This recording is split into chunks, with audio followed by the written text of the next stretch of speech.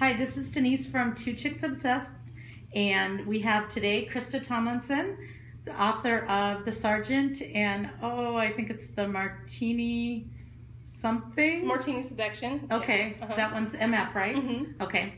And she's here to just kind of give us a lowdown here from Rainbow Con in Tampa. So let's start right off. Tell us what you have coming up, what you're working on.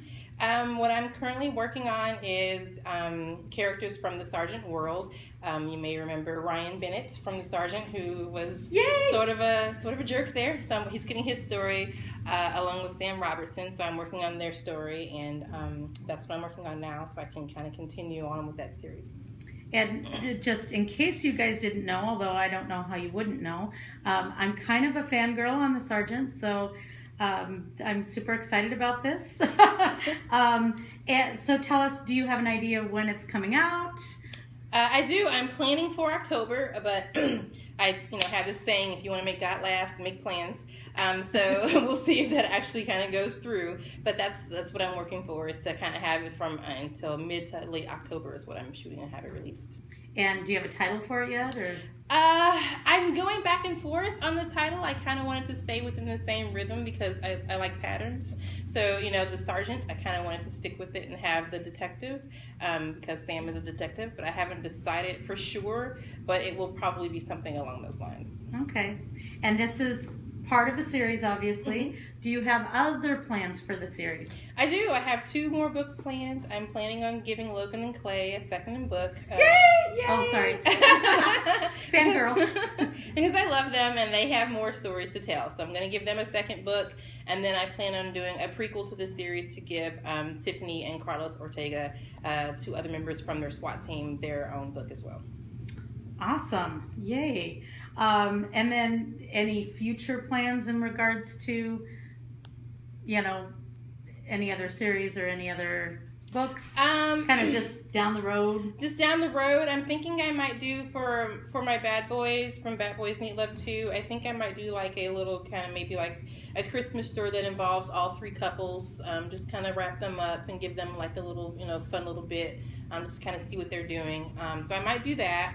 And then after that, I plan on starting a new series, which is one that I had actually already started, but I decided that it made more sense to finish the Sergeant series first. So once I finish up with those books, I'm going to go ahead and start on my series, which is in the wrestling world, which if you know me and follow my Facebook, then you know I'm a really big wrestling nerd. And so that's something that, I feel like since I have so much knowledge and passion for it, it would be good to have a series about it as well. And something that really, honestly, in this genre has not really right. And I'm really surprised that there hasn't been more because wrestling is so gay. I'm sorry. It is. There's these naked, half naked, well, mostly naked, oiled men rolling around on top of each other, and they're doing these promos where, I'm going to be on top of you, 1, 2, 3. And that's, who says that to another man normally? So, I think that makes sense that should be something that would be in this genre. So I'm looking forward to bringing it and hoping readers that will enjoy it as much as I do. I love it. So kind of wrapping back to Ryan and Sam's book, mm-hmm. Tell us kind of how this is going to be different than the Sergeant. It's different from the Sergeant.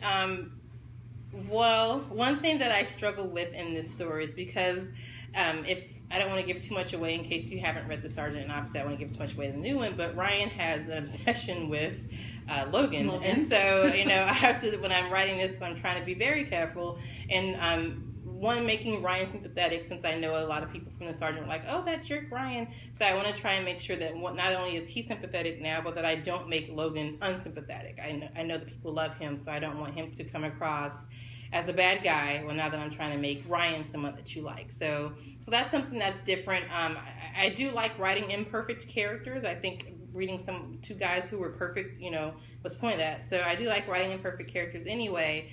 But this is a little bit different from the Sergeant because there was no history with either of them having done someone else wrong. So now I have to, be very mindful of that in this writing.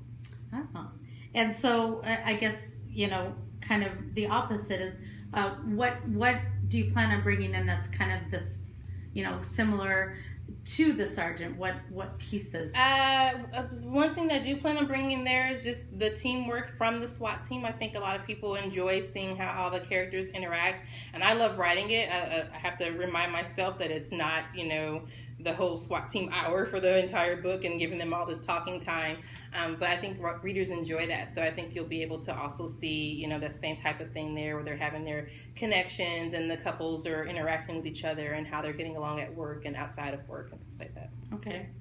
I was going to ask if you wanted to give a sneak peek at something that's coming up, but I got the feeling that she wasn't going to give anything away. So. I do have my laptop. So, I'm not sure what you mean by sneak peek. I'm not sure what you're looking for. Just what? How are those two men going to connect? Well, see, she doesn't want to give that away. I can give a little bit. So basically, we've got Ryan, who obviously he's not going to get Logan. That's not going to happen. No. But he still is kind of pouty about it, and I think Sam sort of sees him as this guy who he's curious as to why he's so obsessed with Logan and just, why are you choosing to be sad over someone you can't have when you could have someone to be with another guy who might be into you.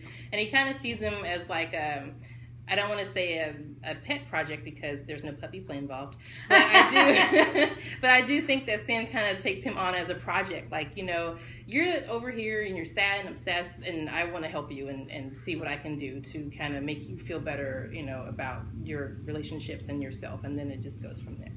And that's a good question.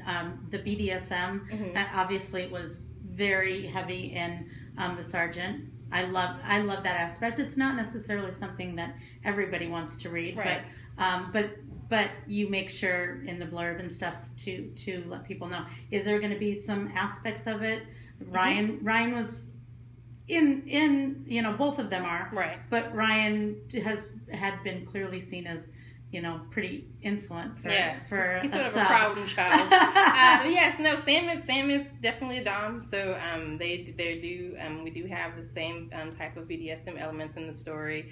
I am trying to whenever I write, obviously I'm going to do research, so I want to make sure that it's fiction, so it's not going to be like an exact relationship.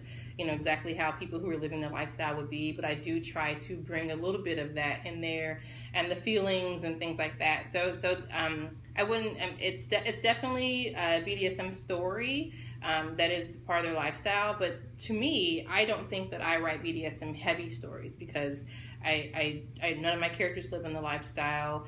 That is what's their relationship revolves around, but they're not 24/7 in that aspect of it. So and then I tend to try and write the scenes in a way that I feel are BDSM light, so that kind of reach a more of a broader audience and maybe send them on to other authors who do get more intense if that's what they decide that they like. So maybe I'm the gateway drug. I don't know. Kind of were for me.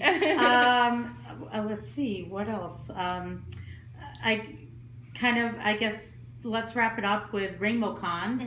You got here yesterday. Yeah. How's it been so far? I've enjoyed it.